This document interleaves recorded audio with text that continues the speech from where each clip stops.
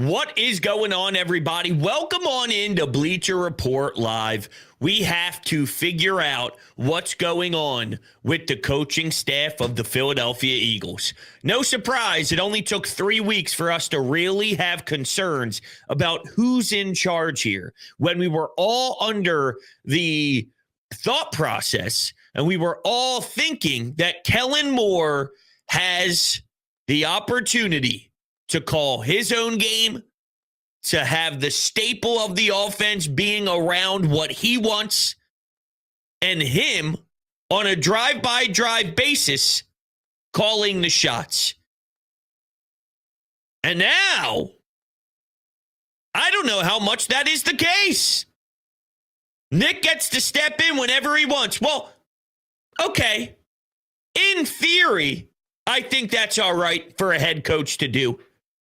Not this particular head coach, not this particular circumstance, knowing how last year unfolded. See, when we hear the phrase, he's a CEO head coach, there is this thought that it's the same everywhere, that it means you get to overlook from a distance, and then when you feel necessary to step in and have your voice heard, that's what you do. And traditionally speaking, that makes a lot of sense. It doesn't make sense for Nick because Nick doesn't know what he's doing. All right. So I actually wanted to start off the show on a totally different note, and I have it written down right here. But the second I hit start stream, my blood started to boil and I just let it go. So do I want to sprinkle in the positivity minute? I guess so. All right. Looking back at what Brandon Graham did against the Saints, this is no surprise when I say that he was great. So good. Unbelievable. But then you see the tape again and you go, oh, man. He was wrecking the game even more than you thought he was wrecking the game. As much as we are drooling watching Jalen Carter, with BG being this old, with BG having this much in his bag still, damn. I just want to make sure he gets the love. And he was getting the love, but I want him to get even more love. Is it sustainable? Probably not. The wear and tear of being in the league as long as he has will probably catch up to him. Which means we need Bryce Huff to show Vic Fangio what he's worth. And I guess the issue is, this is what he's worth. Ooh, Howie. Spend a little too much dough when projecting Bryce Huff. He's got one trick. He can only do one thing. And that's why Vic is now stripping him stripping his snaps and saying, let's try and get after the quarterback in passing downs. He's playing worse here than he was with the Jets in that limited role. Okay, so a few things. Getting back into the main topic here, which I will now publish our poll question, which is, do you believe that the 2024 Eagles remind you of the 2023 Eagles? Because I feel I'm just in an extension of last year. It's been 3 weeks, and rightfully, we've been wondering who's in charge, who's calling plays, what's happening here, what's Sirianni's role, the whole thing. Grinding out games that are so ugly where, sure, the result by the end of it is what you want since they have 2 wins under their belt. But sometimes we can easily simplify it. And it could be as simple as this. Don't lie to yourself. Does this look right? Don't just a win is a win. Don't just say, watch the league and no other teams. No. There are teams where it looks better than this. It doesn't look right. It doesn't smell right. It doesn't feel right. And normally you have to trust your gut. What do they say all the time when you're in a relationship? Okay. People who are in relationships and they have this little hunch that something wrong is going on, and then they find out, unfortunately, their significant other is cheating on them, and you go, man, I had this feeling. Well, I got a feeling about this Birds team. Let's get to going for it on fourth. A few days back, he took a ton of the blame and said, I decided to go for it on fourth. I decided to have that play call where we faked the tush push. And they even showed on the broadcast him and Jalen Hurts speaking and trying to cover their mouths with the play sheet. So all indications say it was on Nick. And the reason I bring up that broadcast shot is there was a part of me that wondered if maybe Kellen Moore did make bad decisions and Nick Sirianni is the one just covering for his guys because part of his new job is to just take blame. Now, you do that anyway as a coach, but more specifically now is you just take blame for everybody. But since I saw him literally speaking mouth to mouth to Jalen Hurts about it, and then 5 seconds later, the disaster went through, and that literally is a Nick Sirianni staple. Nick Sirianni 101 of poor decision-making is something similar to that. So I can't really pretend like there's a world out there where he's strictly taking blame for a poor play call from Kellen Moore. So this is what upsets me about it. You're telling me that Kellen Moore, the whole game, has his ideas, his philosophy, his game plan going. First down, second down, third down. They're moving the chains, right? And now they're getting into enemy territory. So they're moving the ball. They're getting first down to then around the other team's 37, let's say. It's 4th and 2. Kellen Moore is the one that has the feel of the game, that has the rhythm going. And that's when Nick, all of a sudden, in a crucial spot, 4th down during a drive is a major spot. Right? We can all agree on that. Especially when you're on the other team's side of the field. That's make or break time. And now that's when you're stopping the flow of what Kellen Moore was brought in here to do for you to show what? That you're the head coach? To show that you have an impact with this team? That's so silly. You let the man do it who was brought in here to do it. So we have a Nick Sirianni power struggle once again. But it goes even a step further than that. Nick recently talked about how there's this collaborative effort happening, right? Kellen Moore, Jeff Stoutland, himself, and even others talking in the headset. Hey, what are you feeling? What do you want? First off, there's not that much time to talk to 72 different people before you make a decision on what play call you're going to have. So if there is that much dialogue going on, okay. But let's look at the word collaborative again. Wasn't that what we were trying to get rid of? Wasn't that what we were trying to move away from, is the collaborative stuff? Here's Kellen Moore. He's done this in Dallas. He's done this in Los Angeles. He's done this. He knows how it's done. Now, I think Kellen Moore has flaws that we will pick up on. But now, once again, I don't know what's him, what's someone else, what's Nick, what's Jeff Stoutland at this point, which Jeff Stoutland would never screw up, of course, because he's God. But, we're back at the I don't know who to blame thing. It's week 3. Heading into week 4, excuse me. Who's doing what? The point of the offseason was to bring Nick back. And everyone has stability in what they're doing. This is what you do. They're structured. This is what you do. You bring stability to your role. We weren't supposed to have this collaborative stuff again. Kellen, you got the keys. Wasn't that what it was said? Wasn't that what we were told? You got the keys. It's your show. Have at it. Doesn't seem like it's his show anymore. And it's probably the way the front office allowed for this to go because Nick wouldn't stand in front of the microphone and make those claims. Because if he did make those claims, and Jeffrey Lurie and Howie said, yo, dude, what? I never gave you a free pass and just step in whenever you want, he'd be fired.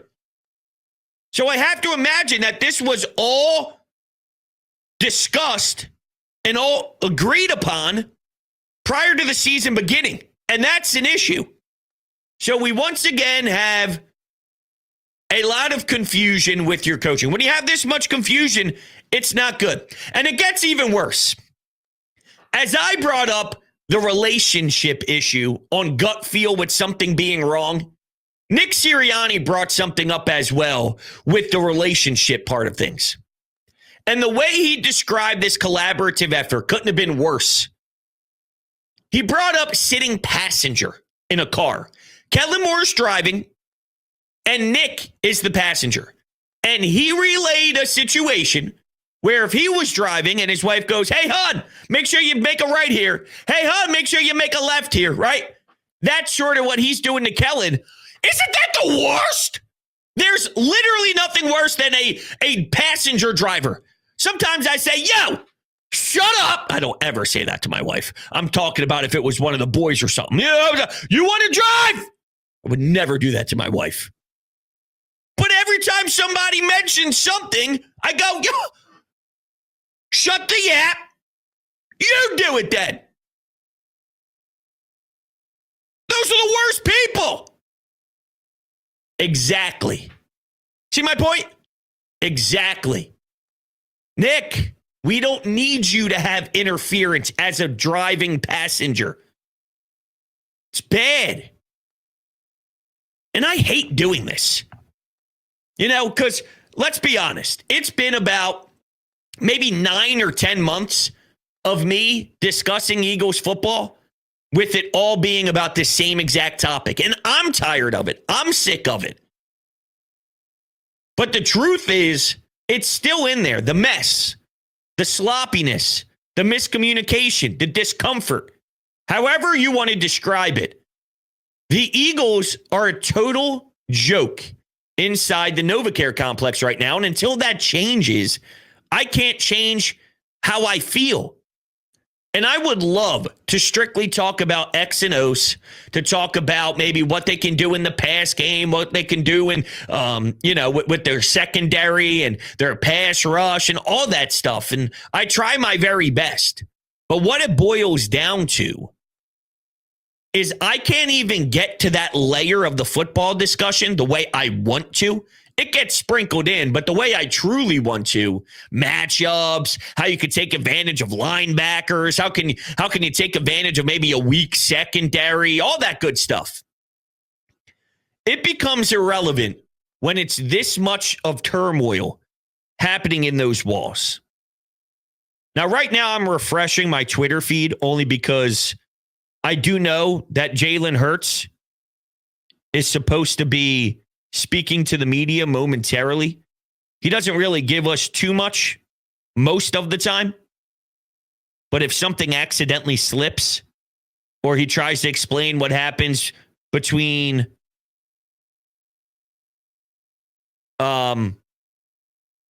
between communication during a game or whatever, maybe there's someone like, hold on a second, did he just let something go that shouldn't have gone? Because I almost wonder, when Nick Sirianni spoke today, and today's Wednesday afternoon, the time of this recording, it was almost like he took a step back and he was told by the PR team or told by Howie or someone, hey, man, let's not go too full throttle on the you get decisions on fourth or you get final say. Let's sort of put that fire out a bit, take a different route. And then he took the passenger car route. That's the card he played. So I don't know if something accidentally slips. I'm not sure. When Jalen speaks today, we'll keep an eye on it. Here's an interesting debate that I heard today with Ike Reese, Spike Eskin, Jack Fritz on WIP's afternoon show about what's easier to fix, because there's two main issues with the Birds right now. One is Jalen Hurts turns the football over way too much, and the other is Nick Sirianni does not seem to be in control of his football team. And what is an easier fix? And see, this one's interesting. The answer is Nick Sirianni. The easier fix is Nick Sirianni, whether it means getting rid of him and somebody else steps in. Not that I'm calling for that midseason, because I don't think that helps at all. You wanted to go down this path and this lane during the offseason. You don't just throw it away 3 or 4 weeks. You let this thing ride, even though I think it's going to ride into an absolute trash can. I'm not calling for that, but I'm just saying in regards to, if you had to look at one, Jalen Hurts and his turnovers over a year now, dating back to last season. This isn't some, random little pop-ups here and there. This is happening every game, nonstop, all the time. He is a turnover problem until that is no longer happening on a week-to-week basis. With that said, though, he makes game-winning plays after he makes mistakes. So it's sort of like Howie Roseman might make a mistake signing Carson. Howie Roseman might make a mistake drafting Jalen Reagor, but then he gets it right by bringing in A.J. Brown, paying him good money at the right time, and same with Devontae Smith, and here's a 1-2 punch, right? Getting rid of Carson Wentz, draft picks involved, Jalen Hurts comes in, and he's able to give you a season that was remarkable in 2022, and we're like, whoa, what do we have here? So he may make mistakes, but he makes up for them, and that's sort of what Jalen is doing right now with his turnovers, but then being ridiculous in the fourth quarter after scoring 0 points, and then helps you win a ball game. And that's a hard thing to embrace because it's so up and down. It's so highly emotional. You're in the red zone. You have a chance to score, and then you shoot yourself in the foot. And after all these yards that you put up on the Saints defense, because they were moving the football. That's why some of those decisions that New Orleans made to punt the ball right around the 50 or sometimes even in Eagles territory, I'm going, what are you doing here? You know, it's like, this team is moving the ball. They're just making boneheaded decisions once they get into that red zone area. And maybe they factored in Nick would keep screwing up. This guy's just dumb as rocks. He keeps doing it again. So let's just keep playing this game. I'm not necessarily sure. But the Hurts turnovers is a harder fix than Nick Sirianni getting in the way or no longer being here. But that doesn't mean that Nick Sirianni isn't a massive, massive red mark on what this team is right now, because it goes a lot deeper than just he screwed up a fourth down call in the third quarter of game 3 or in the first half, right before half in games 2 and 3. Those issues are real, but it's also just culture. Culture. It's almost to me that people are going out of their way to say, we love Nick, we love Nick, we love Nick. I think they want it to work for Nick. And they're trying to make it work for Nick, but not because they really believe Nick. They think he's a good guy, and they want it to work with Nick because he's a good person. Nobody doubts that Nick Sirianni is a good man, right? I think he's a great guy that loves his players. But there's another element to this. And when that's hanging around as the face of your franchise with a head coach role tied to it, and he's just getting more duty stripped away every single week, it seems, or should be, that only goes so far before you recognize that he just doesn't have it. So because Jalen is still making awesome plays to help you win, while it may be a tougher fix, quote unquote, Nick Sirianni's presence and everything that comes along with what a head coach is supposed to mean for the culture of the team, that's an issue. And I think that's more of an issue because at least Jalen is doing great. I don't know if Nick Sirianni really has anything that he does that's great. He's just doing negative things. And while Hurts is doing negative things with the interception, he's still doing positives, if all that makes sense. And I'm not sure if Nick necessarily does. All right, here's my final thing as we wrap things up. I do want to quickly go over the Wednesday practice report because we are dealing with a ton of injuries. Lane Johnson was seen stretching. He's going through the concussion protocol stuff. If he's vomiting heavily on the sidelines, though, I would say let's take this as cautiously as we can, because it would be silly to force him in a situation. As important as Lane Johnson is, his health and his brain is way more important.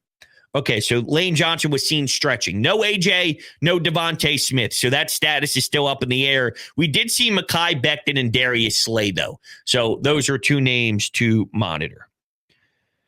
All right, so it seems that the New Heights pod with Jason Kelsey and Travis Kelsey was talking about Sirianni today.